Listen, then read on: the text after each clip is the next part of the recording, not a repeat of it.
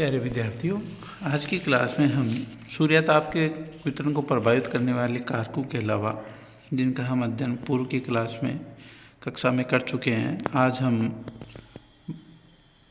प्रत्यावर्तन, विसरित प्रत्यावर्तन, प्रकीर्णन, अवशोषण इत्यादि जो प्रक्रियाएं हैं उनके बारे में अध्ययन करेंगे। प्रत्यावर्तन से तात्पर्य किसी भी वस्तु की सतह पर पहुंचने वाले विकिरण के जितने भाग का वापस परावर्तन हो जाता है उसे अल्बिडो या प्रत्यावर्तन गुणांक या प्रत्यावर्तकता कहते हैं। और इसे जो रिफ्लेक्शन है, प्रत्यावर्तन है, इसे प्रतिशत के रूप में प्रदर्शित किया जाता है। जैसे 30% अल्बिडो का तात्पर्य है किसी वस्तु की सतह से आने वाली सकल ऊर्जा का 30% भाग प्रत्यावर्तित कर दिया जाता है, अर्थात लौटा दिया जाता है। और जो सतह है वो प्रवेशी सकल ऊर्जा का 70% भाग ही ग्रहण कर पाती है। अल्बिडो या प्रत्यावर्तकता ऊर्जा प्राप्त करने वाली सतह के गुणों पर निर्भर करती है। जो अल्बिडो या प्रत्यावर्तन है, प्रत्यावर्तकता ऊर्जा है, वो जो सतह ऊर्जा प्राप्त कर रही है उसके ऊपर निर्भर करता है। सतह कई प्रकार की होती हैं, जैसे हिमाच्छादित सतह, नगन शैल वाली सतह, जूता व खेत, वनस्पति आवरण, बादल आवरण, जल की सतह इत्यादि।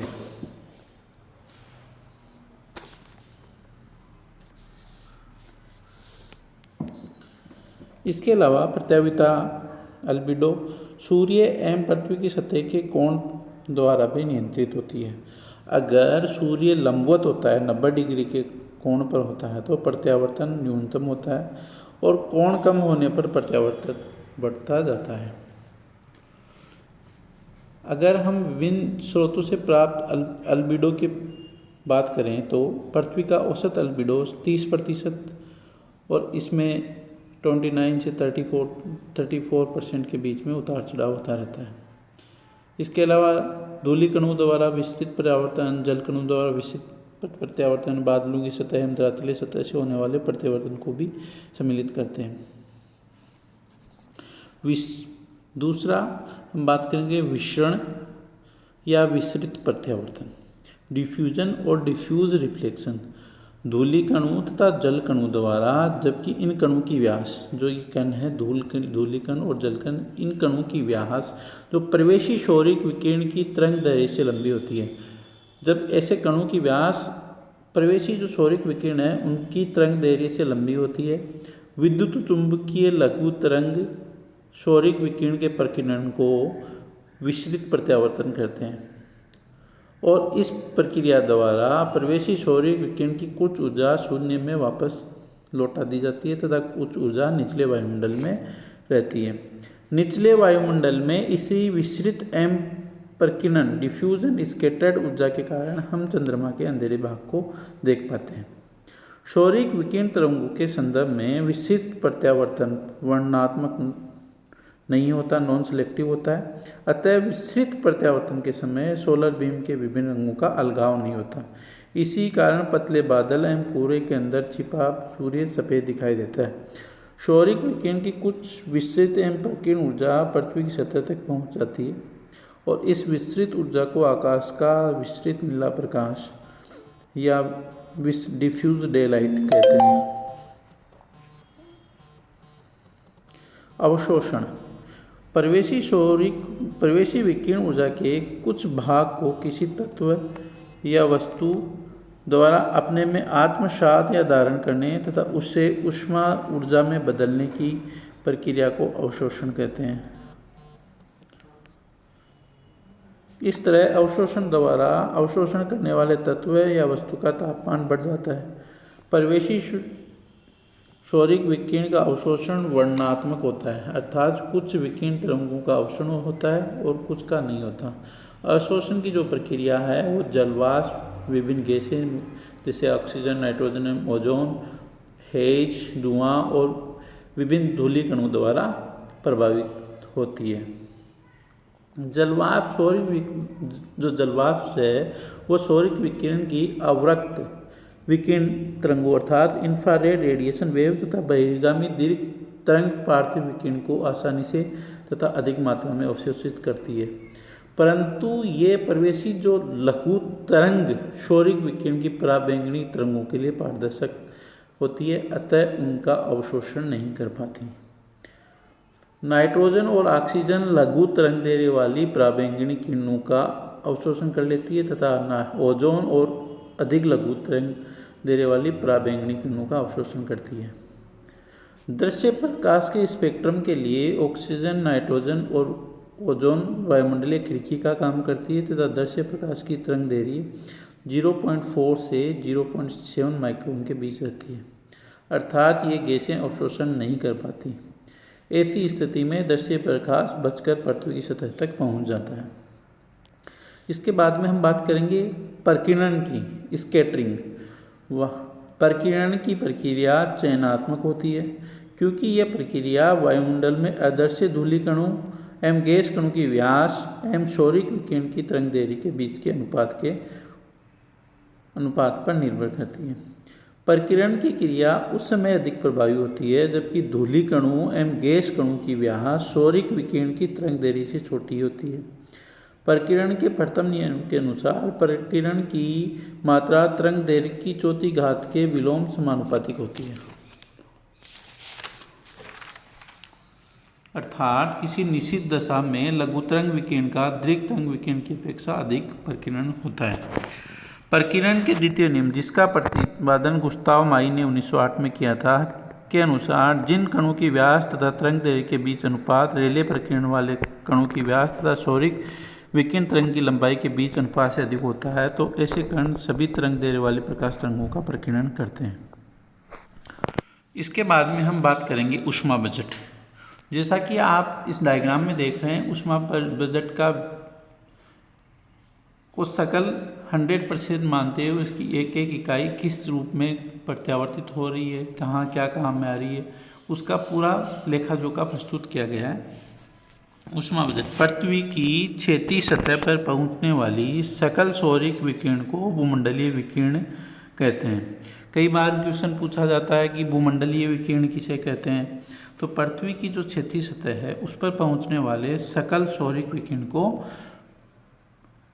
भूमंडलीय विकिरण कहते हैं, ग्लोबल रेडिएशन कहते हैं। इसमें सूर्य से प्राप्त प्रत्यक्ष लघु तरंग विकिरण एवं वायुमंडल से प्रकीर्ण विस्तृत विकिरण को सम्मिलित करते हैं।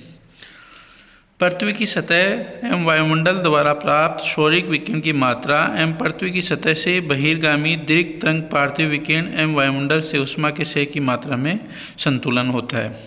पृथ्वी की बाहरी सतह पर प्राप्त सौरिक ऊर्जा का ऊष्मा ऊर्जा में रूपांतरण होता है, जिसके द्वारा पृथ्वी की बाहरी सतह गर्म होती है। पृथ्वी की सतह गर्म होने पर स्वयं ऊर्जा का दीर्घ तरंग के रूप में विकिरण करती है, और जो सूर्य से पृथ्वी एवं उसके वायुमंडल की ओर आने वाली विकिरण को परिवेशी लघु तरंग सौरिक विकिरण कहते हैं। कई बार हम कंफ्यूज हो जाते हैं कि परिवेशी लघु तरंग सौरिक विकिरण कहते हैं किसे कहते हैं। तो जो सूर्य से पृथ्वी एवं उसके वायुमंडल की ओर आने वाले विकिरण हैं उनको परिवेशी लघु तरंग सौरिक विकिरण कहते हैं, जबकि जब पृथ्वी से शून्य एवं वायुमंडल में होने वाले विकिरण को बहिर्गामी दीर्घ तरंग पार्थिव विकिरण कहा जाता है। दोनों में कंफ्यूज नहीं होना चाहिए, दोनों अलग अलग चीज़ें हैं।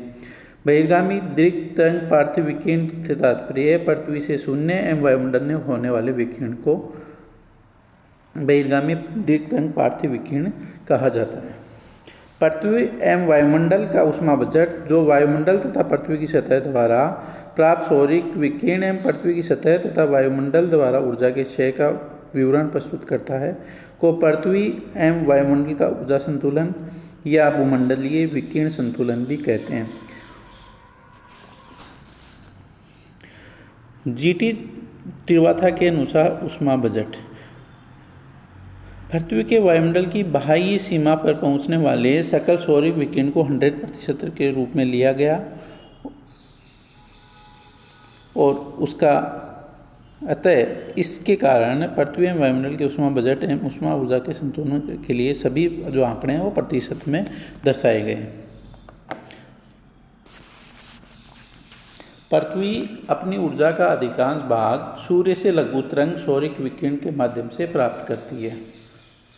पृथ्वी सूर्य से उत्सर्जित समस्त ऊर्जा का 1/2 अरबवां हिस्सा ही प्राप्त करती है और इस ऊष्मा ऊर्जा को 100% मान लिया गया है।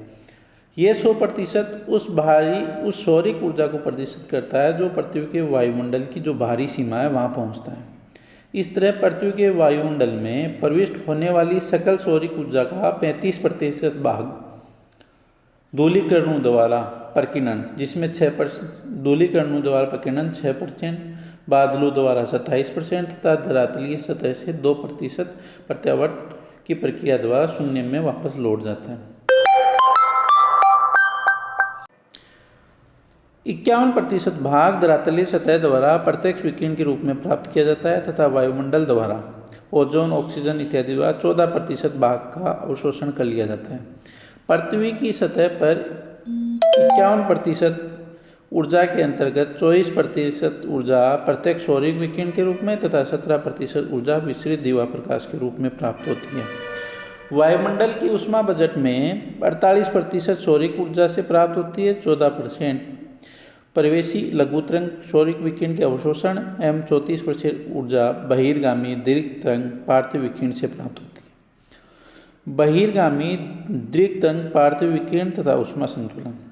सूर्य से ऊष्मा ऊर्जा प्राप्त करने के बाद पृथ्वी भी अपनी सतह से दीर्घ तरंग के रूप में वायुमंडल में ऊर्जा का विकिरण करती है। सूर्य पृथ्वी से होने वाले विकिरण को प्रभावी विकिरण भी कहते हैं, क्योंकि ये वायुमंडल के निचले भाग को गर्म करने में सहायता करता है।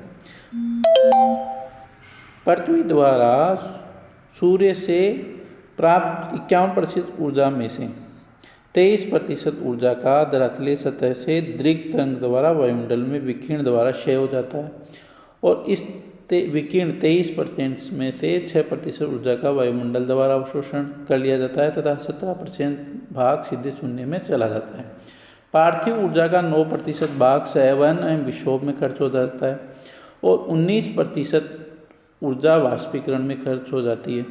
यह ऊर्जा संघनन के बाद संघनन की गुप्त ऊष्मा के रूप में लेटेंट हीट ऑफ कंडेंसेशन के रूप में वायुमंडल को प्राप्त हो जाती है। इस तरह वायुमंडल द्वारा सूर्य से 14% तथा पृथ्वी से 34% प्राप्त कुल ऊर्जा 48% होती है, जो विभिन्न रूपों में विकिरण द्वारा शून्य में चली जाती है, जैसा कि आप इस डायग्राम में देख रहे हैं। धन्यवाद। इसी के साथ ऊष्मा संतुलन का चैप्टर कंप्लीट होता है।